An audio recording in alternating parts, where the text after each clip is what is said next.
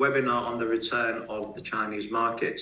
150 million plus trips overseas, value market in excess of 250 billion US dollars. It's a huge market, and we're all looking forward very much to seeing the Chinese market come back. Paul, why don't we introduce who we got with us today? Sure. Good morning. I'm Paul Wagner from the Nordic Tourism Collective. A warm welcome from me as well. And I can see that the numbers are logging in very swiftly at the moment. So thank you very much for joining us this morning on the Chinese webinar. And we are delighted to have a fabulous panel for you today to discuss the very important market of China. First of all, if you could just wave. Good morning to Nancy Dai from Forward Keys. Good morning, Nancy. And good morning to Rixin Jiang, from the CEO of Nordic Friend. Morning, Rixin. And good morning, Marco De Rivo from Mickey Travel, Executive Director. Good morning, Marco. We have Cindy Zhu here, founder and CEO of Global Match. Morning, Cindy.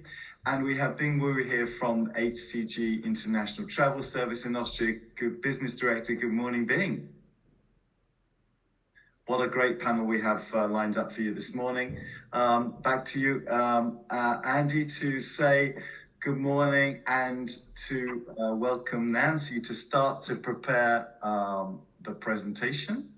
And Nancy will be setting the scene for us this morning from Forward Keys. And Nancy, if you share your screen, we'll pass it all over to you.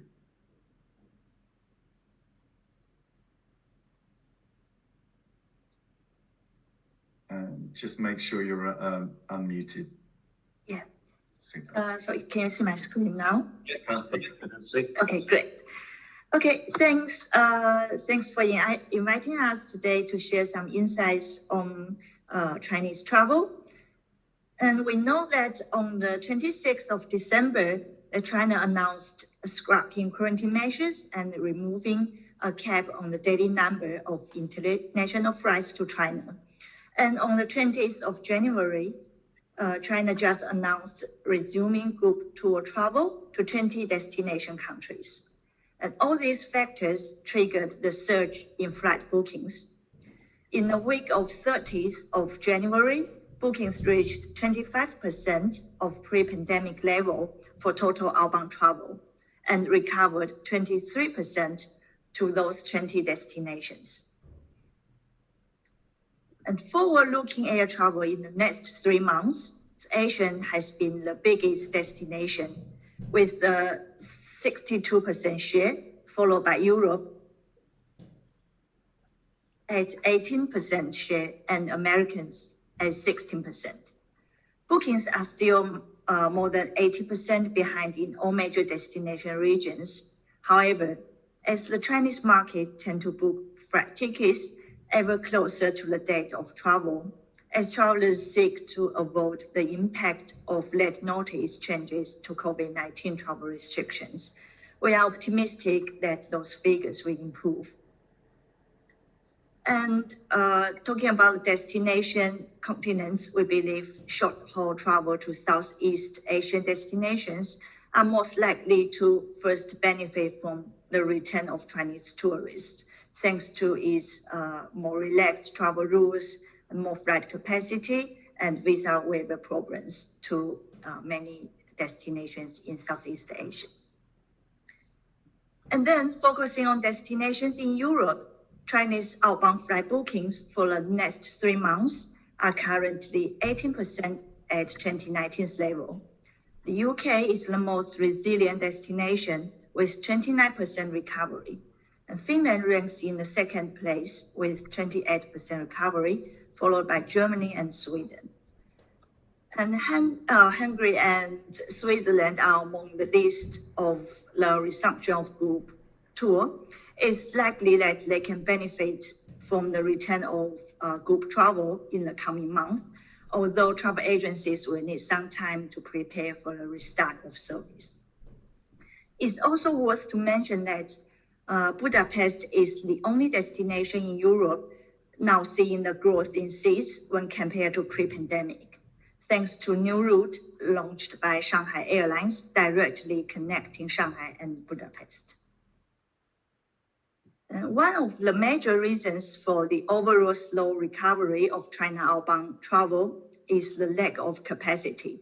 So current scheduled international flight capacity in Q1 is only at 21% of 2019's level.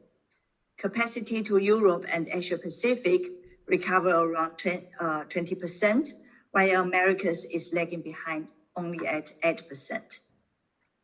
And because of approval requirements for traffic rights and airport slots, it will be difficult for airlines to gear back up very quickly. We can expect a more significant increase when airlines schedule for the next summer season, starting from the 26th of March. When looking into the booking patterns for return trips for Chinese travelers to Europe, we see those bookings for flying in premium cabin class are much advanced, a 14% increase in shares compared with the pre-pandemic period.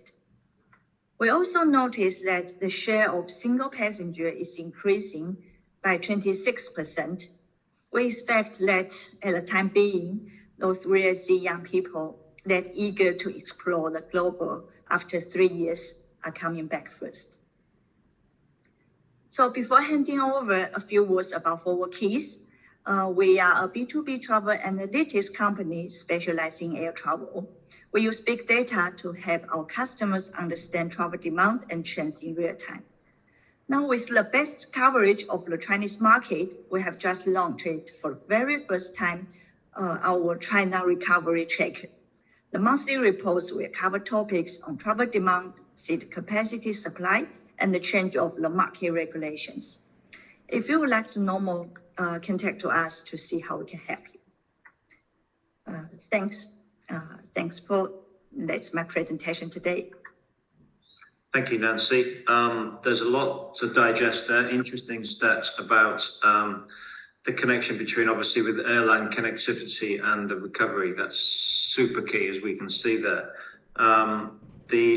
Interesting, anyone actually wants any more information from Forward Keys, there is a newsletter which you can subscribe to. We'll put the link on the recording, which we will put together on our website at the end of the day. Thank you, Nancy. Maybe we might be a good idea before we continue to let each panelist introduce themselves a little bit so we know who we're speaking to today. So if I could just go around and ask everyone just to give introduce yourself, tell us who you are, what your organization does, because some of our registrations today may not be familiar with everybody on the panel. So Rixin, could I start with you? Maybe you could just introduce yourself and tell us a little bit about Forward Keys, about Nordic Friends. Yeah, thanks, Andy, and hello, this is Rixin Jiang from Nordic Friend Agency, and greetings from Shanghai. And I myself and the company have been providing Chinese B2B and B2C marketing, communication, and advertising services for Nordic and European tourism players for years, including various categories such as airport, hotels, airline, regional DMOs, museums, retail, and more. And also happy to see some familiar face names from the audience online. So in 2019, before COVID, more than half of our daily work and projects are for tourism industry and targeting the growing number of Chinese outbound tourists to Europe specifically. And suddenly everything stopped for 3 lasting years, but we have been closely looking at the policy updates, the market changes. It's really a pleasure today to join this panel to share. And everything changed dramatically in China in the past 2 months. And it's really time to get prepared, I think, and looking forward to today's discussion. Listen, thank you, Rixin. That's fantastic. Cindy, perhaps I could go to you next. And if you could just introduce yourself and tell us what Global Match, what you do as an organization. Okay, thank you for inviting me to this webinar today. I'm Cindy from Beijing. Global Match is founded of 2019. Our company is doing the PR and digital marketing, and also doing the B2B and B2C for travel industry. Before I found the Global Match, I had worked in Scandinavia Tourist Board from 2005 to 2019. For now, I'm still service for some Nordic clients, like Visit Copenhagen and some of Nordic regional tourist board. And I also service for the Visit Netherlands for now. But our company is mainly doing the digital marketing and PR during these 3 years. And this year, outbound is recovering now. So I think I'm looking forward to discuss with you all to talking about those kind of topics of the Chinese travelers recovery. Yeah, thank you.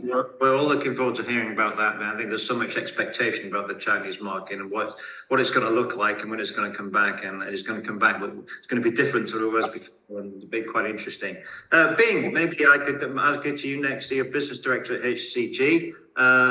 Please introduce yourself and tell us about your work. Hi, good morning, everybody. This is Bing, and I'm from HCG Travel Group. I'm based in Vienna, Austria, the capital of music. It's really my great pleasure to be a panelist to join this webinar and could have a chance to introduce all of you about my company. And according to this webinar, I hope that we will have as many suppliers as possible to know us directly and could share your resources with us. And the premise is that you are still very passionate about the Chinese market. HCG is one of the biggest wholesalers in China with 25 branch offices. Meanwhile, we have MICE, aviation service, and time overseas to serve enterprises and government. We have around currently 400 staff in China, but before COVID, we got more than 1,000 staff. And we really hope that we could recover our previous scale soon. HCG maybe sounds not so familiar to you, but ETI, our brand with this lovely mascot, and I hope you know. Yeah, this is our Dragon Boy. It's maybe known more by of you. And I think that our mother company, Trip.com, should be known by all of you. And HCG Austria is now in charge of European ground service resources and provide more detailed service to our Chinese customers directly. Well, please connect me through LinkedIn or WeChat. Thank you. Thank you very much, Bing. That's fantastic. And finally, last but by certainly not least, Marco Deva of Executive Director of Mickey. Please introduce yourself, Marco, and tell us a little bit about your background or your work or how the future looks this year. Yes, good morning, Andy. Good morning, Paul and everyone. First of all, thank you for inviting me at this panel. I'm an executive director, as you said, at Mickey Travel, but as an executive role, I'm the head of the hotel operation. So as a company, Mickey does a bit of everything from DMC to online platform for B2C business. And we have been operating on the Chinese market since day one. We had an office in Hong Kong for over 20 years. And when China opened up leisure travel to Europe, we were there from day one. So I try to do my best to represent the company. Personally, I worked with the Chinese market for over 15 years. So I've learned quite a bit. My expertise is mostly for groups, but I'll try my best to cover everything. Thank you. I'm sure you do, Marco. Thank you very much. Right, I think we need to get cracking then and I start asking some questions, Paul. Over to you. Absolutely. Right. First of all, I think that the question that everybody would like to hear first from our panelists is we can hear now that the Chinese market will be opening up shortly after the dramatic changes of policy in the last couple of months. And first of all, we'd like the $100 million question is, when will we start to see Chinese customers coming back to Europe in their numbers? And maybe I could throw this out to, of course, we know it's not a crystal ball at the moment. There's a lot of factors still to be unfolded in the coming weeks and months. But In your feeling, when will we start to see the market coming back to Europe? And maybe I could start that with you, Rixin. Yeah, sure. Thanks. I guess some DMOs might already see some slight increase in the last couple of months, with some FIT travelers already flying back to Europe for a quick trip. That might be a very slight increase, and my personal estimation is that probably starting from the summer holiday, the summer season, or the second half of the year might be the starting point of the mass returning. Especially we have a quite large amount of the Nordic region. Normally for the Nordic regions, the summer and the winter times are the peak season for the Chinese travelers. So especially this winter time might also be a returning peak for the Nordic region. And probably we're going to talk about the limitations of the flight capacities right now, the visa processing. Even some Chinese are renewing their passport, applying the passport still right now. Because everything changes so fast, people need a couple of months to process all those things, and also for the airlines to resume the new arrangement of the flights to and from China. So that's my personal predictions for the future and for the Nordics, for the European market returning. But for the Asian Pacific, especially the nearby countries, we already see that some people are traveling in the first half of the year. But Europe will probably coming up next. Super, thanks, Rixin. Sounds very very interesting, and very likely that we're at the crest of the wave at the moment, and the second half of the year and the summer season is when we'll start to see the volume coming back. Maybe I can ask some of our other panelists just to add a little bit of meat to that. Bing, how do you feel in terms of your organization? Are you feeling the requests and the quotations are starting as of now? I think that from China's side, they should definitely just develop their domestic travel at the first, to protect its own economy. And that's why I think there is also some kind of political reason just to open the European countries one by one, step by step, let's say. And so as we know that so far we have two countries, the Switzerland and Hungary. And let's hope, for example, today we have the former foreign minister, Mr. Wang Yi, who will visit first France, Italy, Hungary, and then Russia, and finally attend the Security Congress in Munich. And maybe after his visiting in all these countries, and China will allow more countries in Europe to have groups here. Let's hope. Let's hope. Ben, can I just ask you about this list of countries? Because I think for some of the audience may not be aware that there is at the moment a list of countries where Chinese travelers are already allowed to visit and apply for visas for. Is that correct? No, actually, Switzerland and Hungary, I think both countries are allowed for the Chinese tour operators to organize as a group, to travel. But for FIT, there should be any more restricted regulation more, Okay. So they are free if in case they can't get visa. Exactly. So for FIT, it's open, but for groups at the moment they're building up this list of countries, and Switzerland and Hungary are the only ones on the list from Europe at the moment. But this will obviously change as the COVID restrictions change. The visit. Thank you very much. Yes, Cindy, any thoughts from your side as to how you're feeling things are starting to move?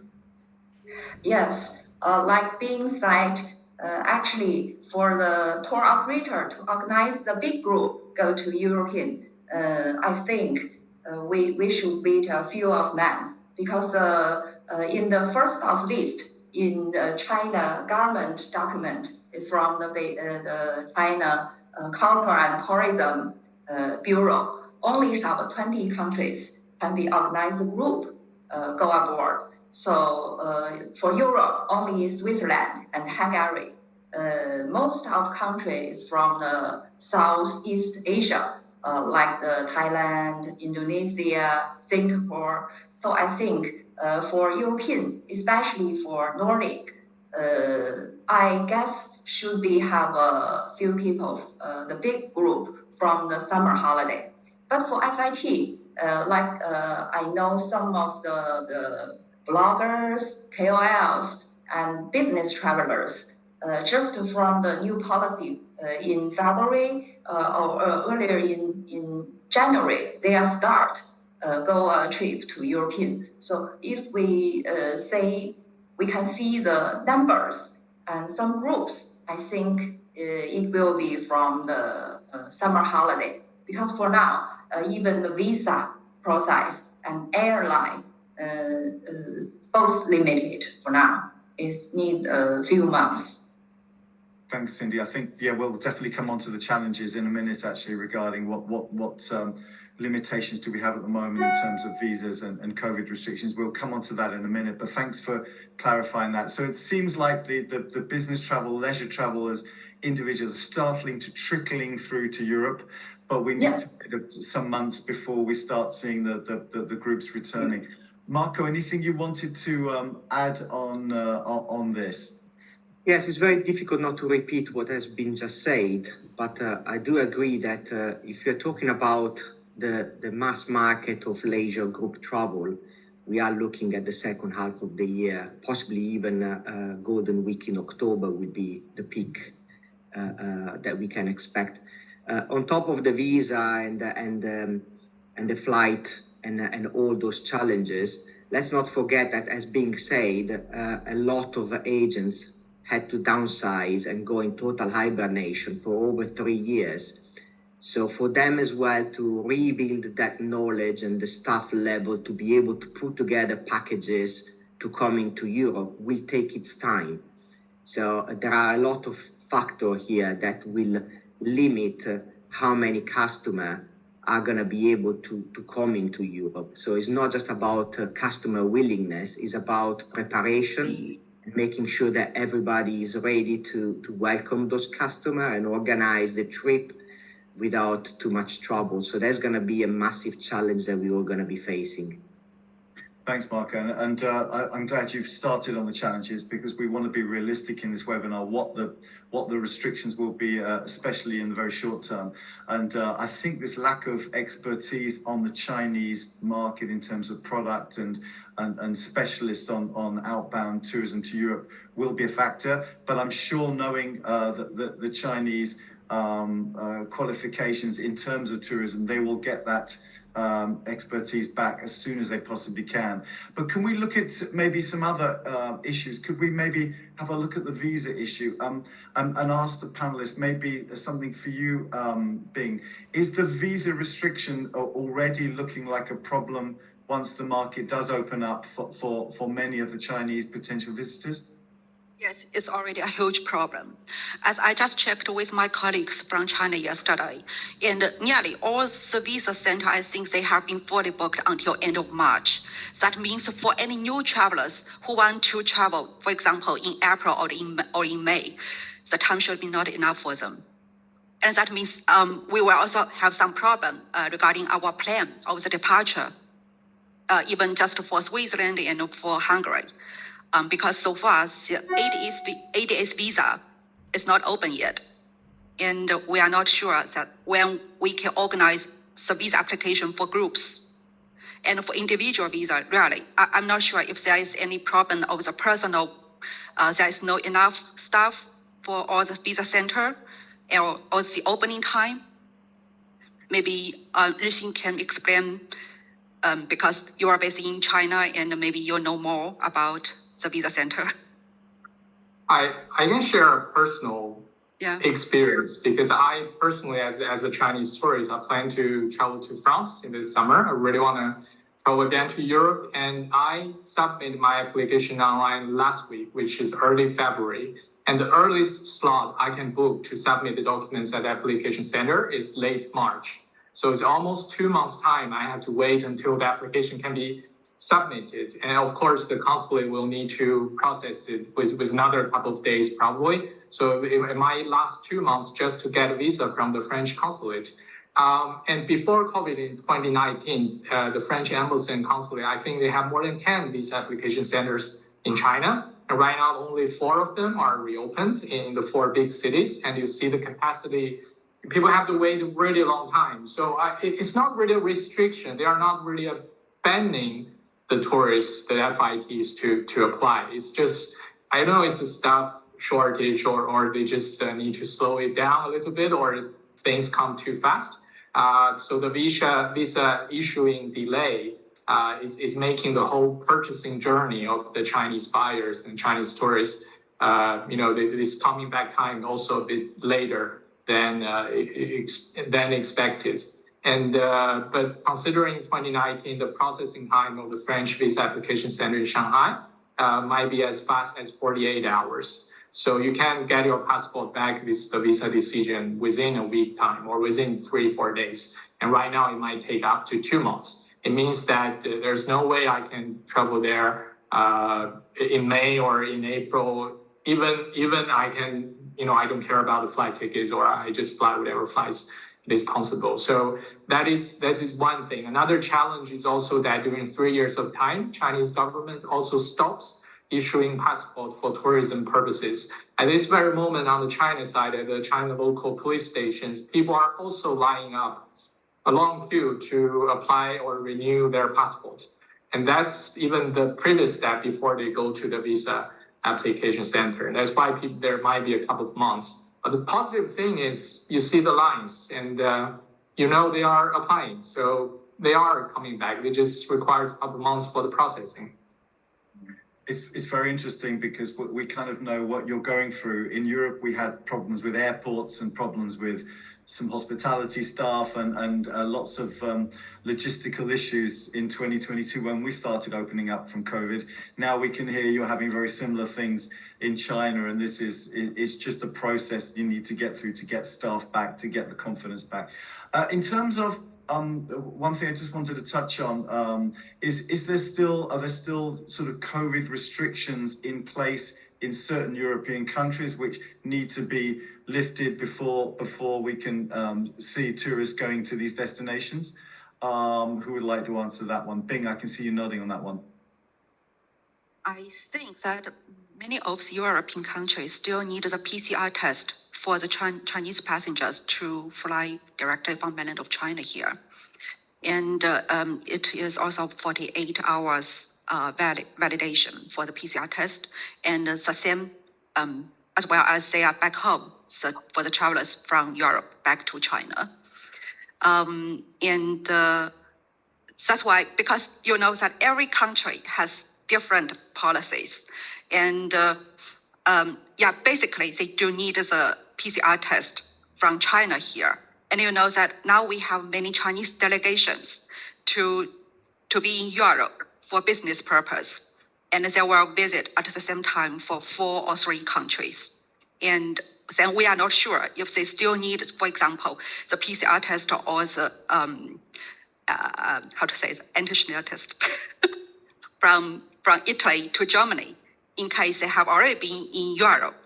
And even though our tour guides have checked with the airlines or the borders or the customs, and nobody can explain. And that makes some confusion.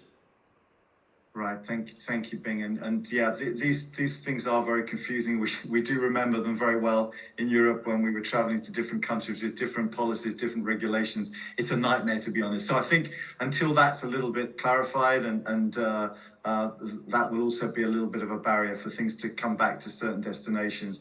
But I'm sure once the visas are picking up in terms of getting issued quicker, destinations that are now allowed to operate group traffic a little bit later in a couple of months, whatever, then we'll start to see what these regulations are, and then things will start to be gently, slowly but surely clarified one by one.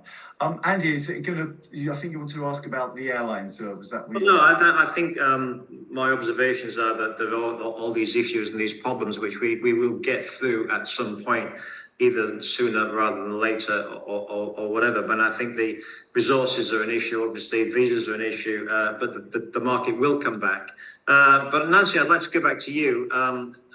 From an airline perspective, obviously you mentioned that the new airline itineraries or the new airline schedules have been announced in March. Are there any sort of indications that will be favourable in terms of boosting the demand to Europe? I mean, obviously the airlines have put extra routes, and we can see Finland, for example, is doing particularly well in the Nordic region, and London because of the airline connectivity. But is there any further feedback you can give us on that?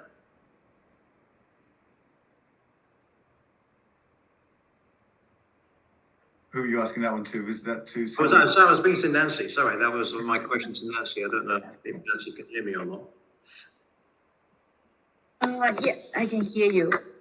Yes, so sorry. So we saw the UK top the list for the most booked destination at the time being, and followed by Finland.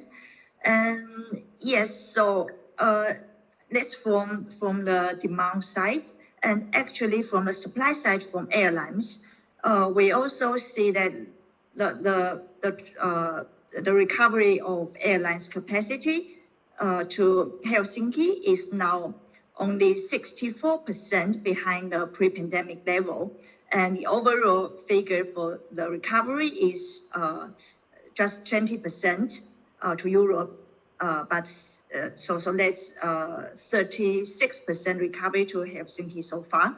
So I think even though now due to the Russian due to the war, there will be some issues for airlines like Finnair try to fly in like the normal times to connect Europe and Asia, especially for the Chinese market. But I think it will still need some time to see the capacity to back to the pre-pandemic level. But as the demand is there, I'm confident the airlines will put more seats back in their next summer season. I'm sure they will as well. Thank you very much. So I think moving on, let's be positive. Let's look at the market when it comes back. And I mean, particularly two areas I think which we need to just have a little sort of dive into. One is really the habits of Chinese travelers, and also before they travel, and also perhaps when they travel. And so let's look at the former first of all. So I mean, in terms of the booking process, in terms of how Chinese travelers are researching the destinations, has there been any? I'm going to look to Cindy for this one. Is there any? Can you give us any indication that habits are going to be exactly the same? Is there any indication that habits are going to be different? Are we looking at changes in the pattern in the way that Chinese travelers book their vacations? Cindy. Yeah, normally they check on the OTA platform. Is the convenient to see the destination information, airline, and can booking the hotels and air tickets directly. But the recent years, I think some of the social media platforms is more and more popular to guide the traveler go aboard and for travel, such as TikTok, Douyin, and also Little Red Book. I think the Chinese people based in European is also use those kind of the social media platforms. For myself, I check the Little Red Book, 小红书, every day, and I can see is very popular to every destinations. Past 3 years is very popular to go the China from the 网红打卡 is a very popular point. And I think for the outbound traveler, like those kind of social media platforms like 小红书, Douyin, TikTok is also the booking channels. But for the trade traveler, I think it's still the like Ctrip and Tongcheng and Mafelwo, QL, those kind of vertical travel platforms, and the big groups just from the travel agency. But for now, the first go aboard outbound list is not so much European country. So I think most of traveler is from FIT groups. Thank you. And Rixin, did you use social media platforms when you were booking your vacation to France?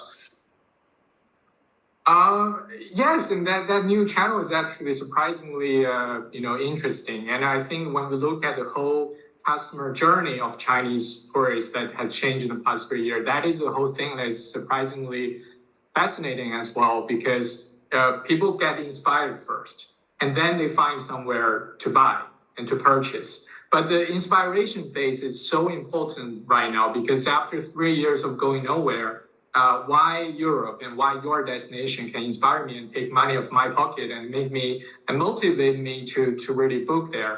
That comes to the social media channel, especially Cindy shared. I personally, as a user, also subscribe to Little Red Book and Douyin a lot. And this is not the same back in 2019. These channels, these digital channels also evolved so fast in the Chinese landscape in the past 3 years. And that is something that a lot of European destinations and the providers or even the regional DMOs are not digging into that much back then. But right now, if I need to search for example, the French visa application experience, I just searched Little Red Book, and that has deeply rooted in the everyday life of this kind of peer experience and peer journey sharing and searching. A lot of those inspirations and motivations coming from those channels. And I think those are some of the new homework a lot of DMOs and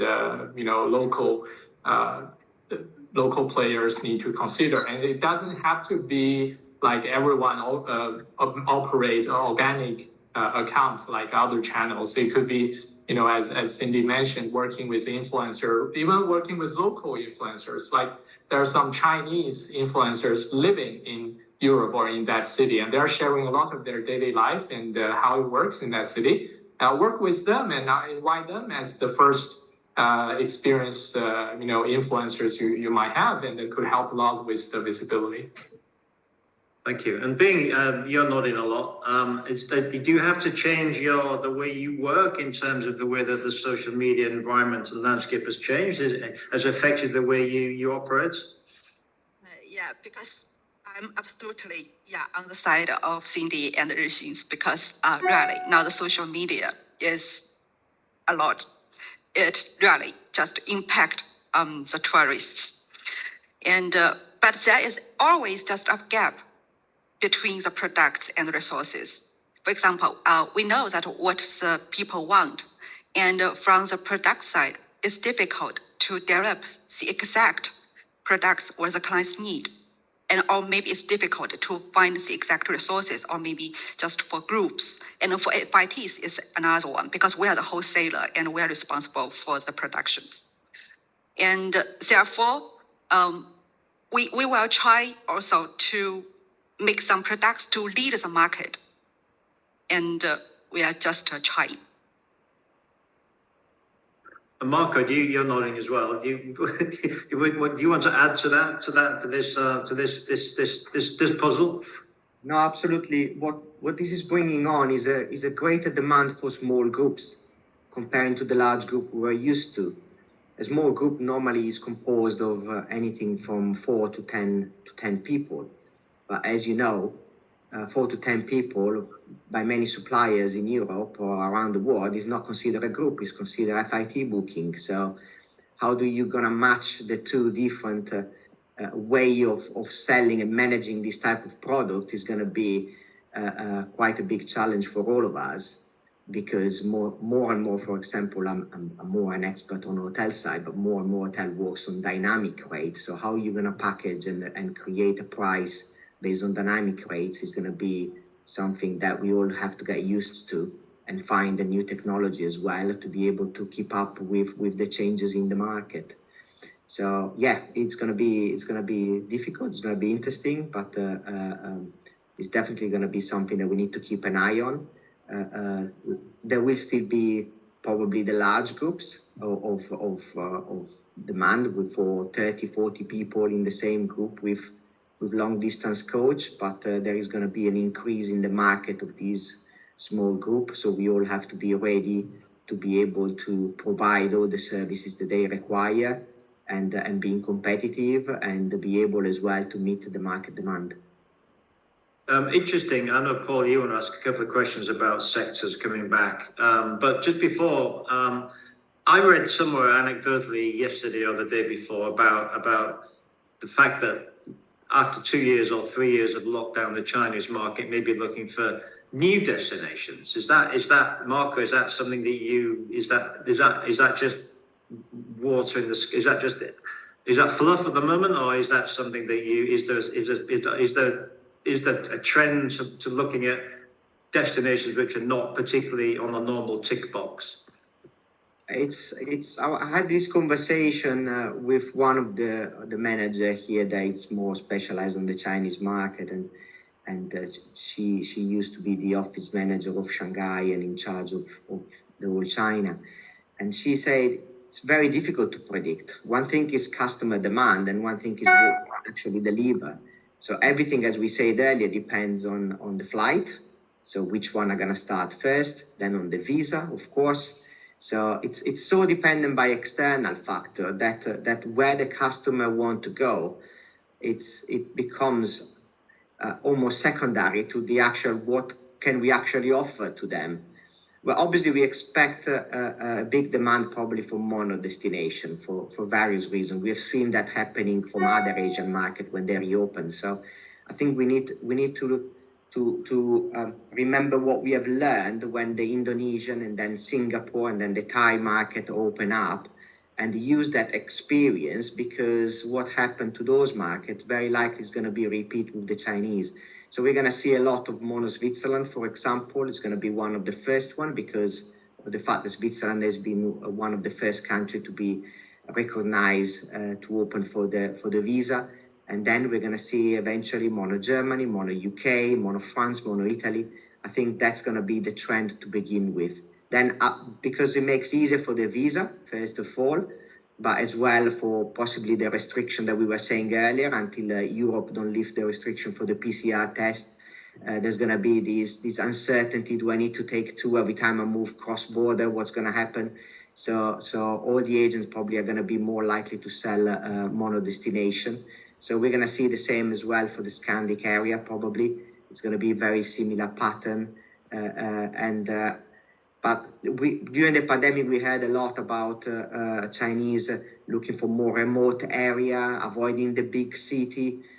I don't think that's going to happen, because we have seen the same with the American market. Everybody was saying that, but then the reality is that they all want to go to the big city again. They want to revisit them again, take the opportunity to go to Paris rather than London. And so I think demand would be probably very similar to what it used to be, and the destination are going to be very much dictated by flight and visa regulations. Yeah, definitely. I think you're right, certainly in the medium term anyway. Paul, over to you. You're on mute, Paul. Thank you. Thanks, Marco. We're inundated with questions today. I'm going to pick one out in a minute, actually. Some really interesting questions coming in, some of which have already been answered, some of which maybe we can come to in a minute. But there's one question that I wanted to put to the panel while Marco's talking about the markets coming back, maybe mono destination. In terms of price, how price sensitive will the Chinese travelers be coming back after COVID? And many of us are thinking, well, 3 years with no traveling, maybe some domestic trips, maybe they got some savings in the bank, maybe there'll be less focus on the price, more on the quality of the program. So, but will there still be a price area which we need to be ready for in destinations in Europe in terms of being super competitive? Or will price be slightly less important than it was pre-pandemic? Maybe I could throw that to Bing.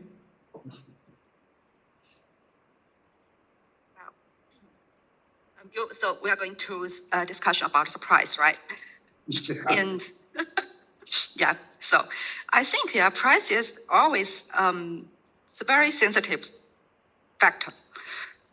It's not cheap right now. What we can see is products from China to Europe. For example, 10 days including flight from China to Switzerland in a group travel now is more than 3,500 euro per person.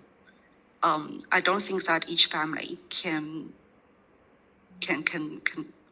pay it. Yeah, and well, but it does not mean that paying more, they do not compare the price. That's why the market competition is still very fierce. Yeah, and that's what I wanted to hear actually. That there's still this competition within the market that you may move from operator to operator to find a lower price. So that still would be a factor, even though the price generally is going. Anything else, Marco, you wanted to add to that in terms of your quotations? Is you're still finding that price competitiveness a key issue? Marco, yeah, please. Sorry to interrupt you, but no, it's difficult to say because quotation is starting now, really. So again, we have to use the experience we gathered while other markets reopened before China. And the reality is that obviously while everybody's price cautious, the prices have gone up. It's inevitable. It's suppliers, all the suppliers in Europe have increased their price because of inflation, because demand has outstripped supply. Flights are very expensive still because of the increase in fuel and less capacity. So there is a difference between what the consumer are ready to spend and what the agents would like to receive as quotation from DMCs. So we need just to make sure that we close that gap. But our understanding is that the consumer it's ready to pay more because they haven't been traveling for so long. In 1 year, 2 year time, this might change back to what it used to be. But at the moment, they're okay to pay the price, but obviously they will compare. So there will be a price war internally. But as I said before, there are less agents in the market because the pandemic has wiped out a lot of competition. So it's a bit like a restarting for everyone. So how an impact that we're gonna have on prices, I think it has to be seen. But we're all ready to kind of like try and being as competitive and offer the best product possible. I think the main important thing is that we make sure that the customer travels safely and they receive a good quality service because otherwise the whole reputation of Europe might go down as an undesirable destination. So we need to be quite careful not to be too strong or to enter a war of prices at the damage of the actual quality of the tour that we put together. Very, very good point, Marco. Thank you for that, clarifying that. A question now that's come in and that wanted to direct to Cindy and Rixin on this one. Some destinations are asking in the questions whether now is a good time for them to visit China to promote their destination. Obviously a lot of companies used to go to China and visit the operators, promote their destination, their products whatsoever, and they haven't done this for 3 years. Is the market ready for these visits? Is now a good time? Should we be waiting a few months before planning these visits? What are your thoughts, Cindy, on this one? Yeah, I think it's time to ready to promote the destination for now, because we talk about actually is not very convenient and not 100% ready for outbound to European, especially for Nordic, whatever the visa and airlines and the price. Now the price is very high, only focused on high-end market. But I think the market is a new age from this year outbound opening. Actually, is not back to 2019. 2019 is the European travel is very common, very normal. But for now, seems like back to 2010, that age. You should rebuild the awareness, marketing attractions again. The Chinese traveler, after 3 years, they have a lot of choice. If they choose the first destination or second destination, they will considering the convenient, maybe Southeast Asia or like other Asia, Japan, Korea, Singapore, whatever the time and price is more convenient. And for European, maybe they are still considering the France, Spain, Italy, the England, those kind of west of European. So especially for Nordic country, is a little bit niche market and high-end market. So should be reviewed the market whereas again, like promotes a very unique like Northern Light and the outdoor nature.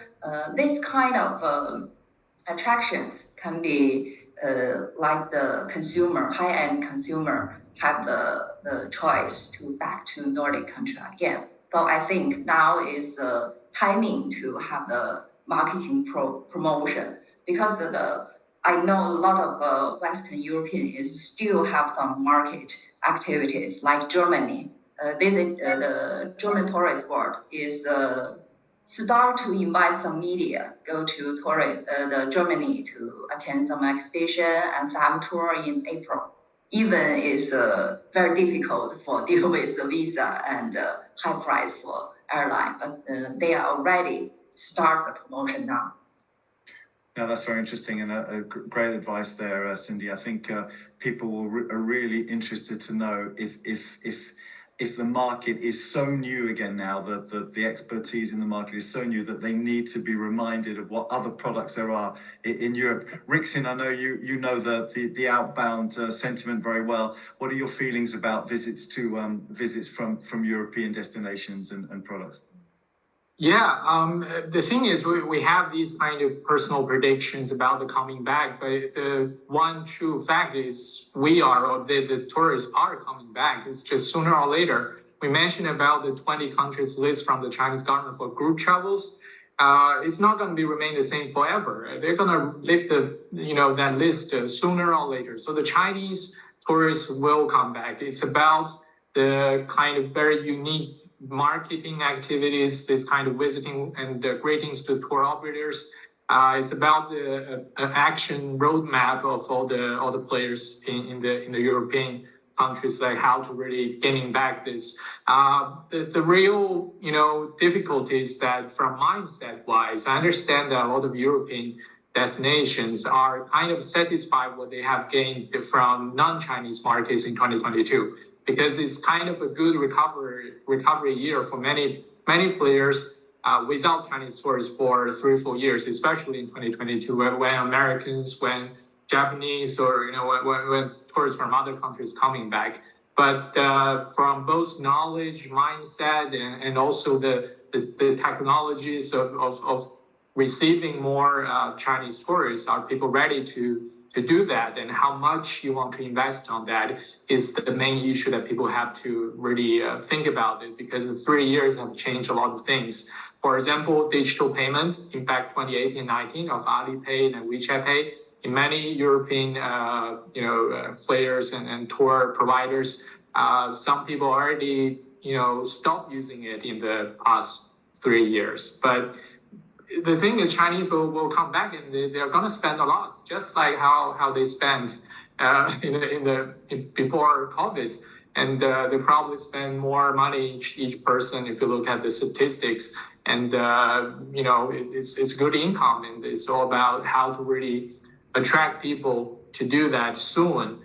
Because we opened the border out of a sudden in January, in December. And at that time, or at this very moment, people are already thinking about October or winter holidays. Because for the May Day holiday, we are not gonna make it because of visa and flights.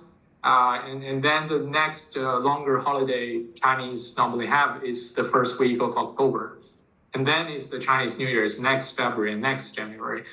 So this crucial timing is very important considering the seasonal flight changing and flight rescheduling as well. So just why not? It's time to do something.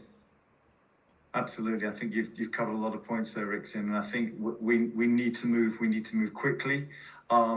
Just looking at the questions, we haven't got time. One interesting point from one of our viewers was, tourists are already back to the Maldives. So they must have been doing some promotion, and the fact that there's plenty of Chinese tourists there is a sign that when there is the opportunity to be back, they will be back very quickly.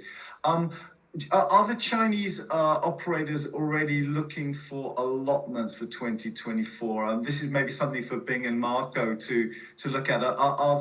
Are the bigger operators in China already starting to secure space for 2024? Or is this a little bit premature? Maybe Marco, something that you could shine some light on. Well, because we operate on many different markets, we do that as a default. So we're not doing it necessarily just for the Chinese market. But obviously, it is something that we have to bear it in mind that for when they come back, we need to be ready. So obviously, there is preparation that needs to be done internally to make sure there is enough supply there. Say that it's not going to be easy because a lot of European supplier has lived without the China market for over 3 years, and they've been trying. That's what we keep hearing, partly because a lot of them has closed down. I'm not thinking just about hotel. I'm thinking about coaches. Coaches is going to be one of the main challenges that everybody will be faced. So having who has this allotment and who has the right prices will be a definitely winner. They will get business by default because there's going to be a high competition. That's probably for 2023, 2024. It's going to be unpredictable. How much people will still travel intra-Europe has to be seen. How the American market will pan out in 2024, it has to be seen. For 2023, they have been very busy, so they've taken over a lot of space from suppliers. That's what we hear. So yeah, I have to say who has the best allocation, who has the highest level of debt and the right prices will definitely have a very good year. Super, thank you. Andy, I just wonder if you got the last question because we're just running to the end there. Have you got a last one that you wanted to? I don't know. There's lots of questions here, but thanks to everyone. I think we've only got a couple of minutes left, but I think one of the things which people are watching is as a destination. It's interesting. I mean, as the Chinese market comes back, all the destinations will want Chinese visitors. So I think they need to be competitive. They need to look at sort of how do we compete against other destinations, against other continents? How do we get the Chinese to come to Europe rather than Asia or rather than to the States or whatever? But as a single destination or a single destination in Europe, anywhere in Europe, for example, is there one or two things that they could do, or how should they prepare to get Chinese business when it comes back? Is there anything specific that they should be doing now that they're not doing? Is there any advice you'd want to give a destination in Europe as to how they should prepare or how they should look forward to the return of the Chinese market?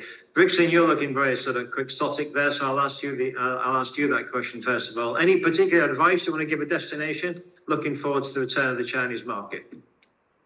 I think the number one thing is kind of relearning or regaining the Chinese tourist behaviors or how they purchase and everything. Because as Marco mentioned, I feel like in the past 3 years, Chinese forget how to travel abroad, and also for the destinations and then the providers, they forget how the Chinese travelers travel.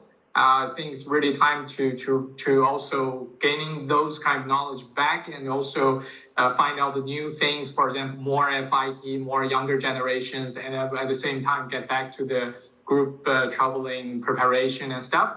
And on marketing wise, I would suggest also to look at the national DMOs, because I understand the European national DMOs did also a nice job during the COVID. They have remained the market visibility activities in the past 3 years, but maybe reconnect with them, reconnect with the Chinese agencies left, and also look at the new Chinese social media channels, for example, Little Red Book and the OTAs, because it's when we talk about the recovery, it's the actual sales and the actual motivation, inspirations to the new tourists coming back, and it's a lot of work to do. Just let's recall what we have been doing in 2018 and 19. There's a lot of things on the to-do list. Thank you, Richard. And Marco, very quickly, we've only got a couple of minutes left. You agree with that? I mean, in terms of they've got to get ready for the Chinese market, we've lost some of that expertise. We need to relearn it. Yeah, we had the same problem with other markets, for example, with the Japanese. It's not only that they have to relearn, but they have to learn from ground zero, because a lot of supplier, their staff have left. So they had to re-employ everybody new. So everybody has to relearn what Asian customer expectation is in general, not just the Chinese. But one thing that is very key, it's we need to have a lot of flexibility from supplier, because we're going to expect a lot of last minute cancellation because of visa problems, and a lot of flexibility on allowing us to cancel and rebook might be expected at the beginning, because we are going to be subject to the ability of being able to cope with the demand of visa. And we've learned from the Indonesian market and then from the Indian market. Everybody had a lot of troubles, because that literally clients were given visa 2 days before the group departure, or sometimes denied the visa 2 days before the group departure, which created a lot of knock-on effect, which are very problematic both financially as logistically. So yes, flexibility will be a key word out there. A final word. Anyone want to throw a final word in? Bit of final advice for destinations in Europe? Bing, Cindy, Nancy, anyone want to just throw something out there?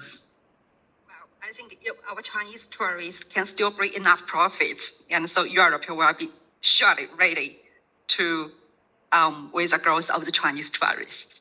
Well, let's hope that our Chinese tourists will still bring you enough profit.